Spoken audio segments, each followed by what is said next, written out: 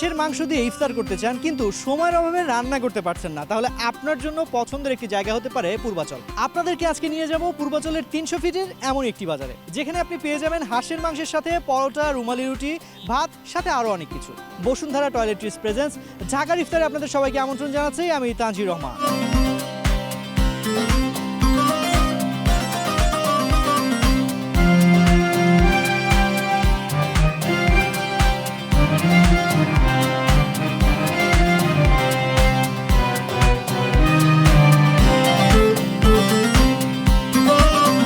কাবাব দেখতে পাচ্ছি, কত ধরনের কাবাব রয়েছে যদি আমাদের একটু বলে দিন।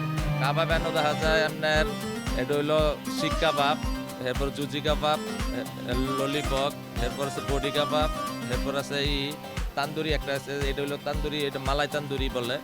আর এটা হচ্ছে চিকেন ফ্রাই, এটা হইলো চিকেন ফ্রাই কিন্তু আর কি বারবিকিউ চাপ। আর এটা হলো জুজি কাবাব।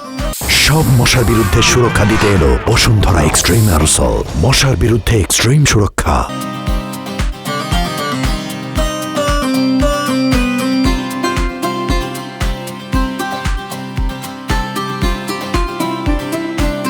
ইফতারিতে কেমন বেচা কেনা হয় বা কেমন লোকজন আসি?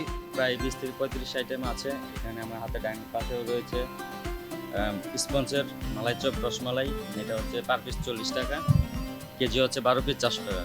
সাথে আছে কালোজাম 250 টাকা কেজি, তার নিচে হচ্ছে ছানারা মিত্তি 400 টাকা কেজি, রসগোল্লা 300 টাকা, গোলাপজামুন 250, রাজভোগ হচ্ছে আপনার 350 টাকা কেজি। আর বালিশ স্পেশাল দোকানের জন্য যেটা হচ্ছে 350 টাকা, তার পাশে হচ্ছে ল্যাংচা, ওটা 300 টাকা কেজি, রসমালাই 400, মালাই চপ 12 পিস 400 টাকা।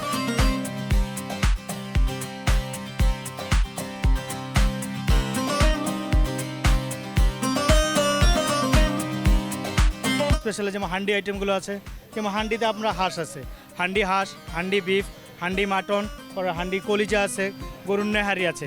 ঠিক। আর ইফতারের জন্য স্পেশাল হচ্ছে 2টা খিচুড়ি, একটা হচ্ছে বুনা খিচুড়ি আর একটা হচ্ছে ভেজিটেবল ল্যাটকা খিচুড়ি। ল্যাটকা খিচুড়ির কালারটা হয়তো আপনি দেখেছেন, খুবই টেস্ট, অনেক দূর দূরান্ত থেকে আমাদের এখানে খাবারের জন্য আসে।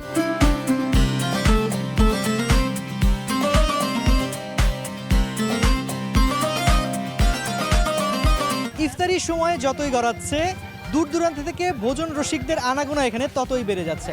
চলুন দর্শক, এখানে কথা বলবো কে কোথা থেকে এখানে কি খেতে আসছেন। যে আসলে খুব বিখ্যাত এই জায়গাটি, আপনার কি মনে হয় খেয়ে?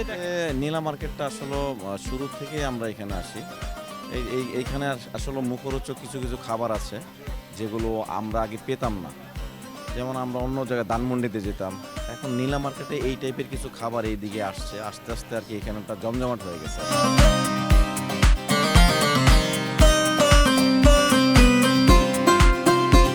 এই জায়গাটি বেছে নেওয়ার কারণ হলো এখানে দেখা যায় যে একটু খোলামেলা পরিবেশ, খোলা আকাশের নিচে, তো ওই প্রকৃতির মাঝে আর কি সবাই মিলে আড্ডা দেওয়া, একসাথে ইফতার করা, এই কারণেই আর কি এই জায়গাটায় আসা।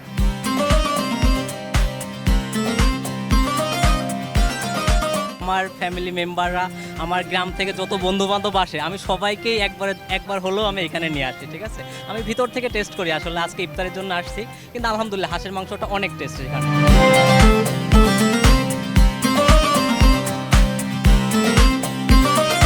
300 ফিটের এই ইফতার বাজারের প্রতিটি দোকানের নিজস্ব বৈশিষ্ট্য ও স্বাদের কারণে এই বাজারটি এত জনপ্রিয়। কথা হলো এখানকার বিভিন্ন দোকানের মালিক ও ক্রেতাদের সাথে। এটি শুধুমাত্র ইফতার বাজার নয়, এটি একটি সামাজিক মিলন মেলা। এখানে বিভিন্ন শ্রেণী পেশার মানুষ একসাথে মিলিত হচ্ছে, যা কেবল তুলে ধরে আমাদের সমাজের মেলবন্ধন। ঢাকার ইফতার বাজার থেকে বিদায় নিচ্ছি, তবে কথা দিচ্ছি দেখা হবে আবারও ঢাকার নতুন কোনো ইফতার বাজারে। সবাই ভালো থাকুন, সুস্থ থাকুন এবং রমজানের বাকি দিনগুলো ভালোভাবে কাটান।